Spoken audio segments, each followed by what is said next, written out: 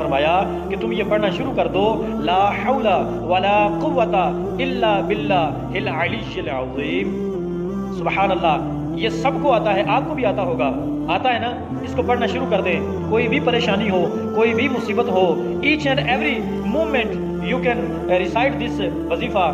اگر آپ اس کو پڑھیں گے تو آپ کو اس کا فائدہ نظر آئے گا۔ اس صحابی حضرت مالک بن عوف رضی اللہ تعالیٰ عنہ، آپ نے وہ وظیفہ پڑھنا شروع کر دیا، لا حول ولا قوت الا باللہ العلی العظیم۔ جب آپ وہ وظیفہ پڑھتے رہے، گھر گئے تو بیوی نے بے چینی کے عالم میں پوچھا کہ میرے بچے کا کوئی پتہ چلا؟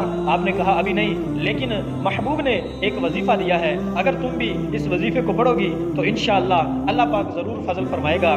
آپ کی بیوی نے فوراً سے دریافت کیا کہ مجھے بتائیں، میں اپنے بچے کے لیے وہ وظیفہ ضرور پڑھوں گی۔ آپ نے اپنی بیوی کو بتایا تو آپ بھی پڑھنے لگ گئی، لا حول ولا قوت الا باللہ العلی العظیم۔ اس وظیفے کو پڑھتے رہے اور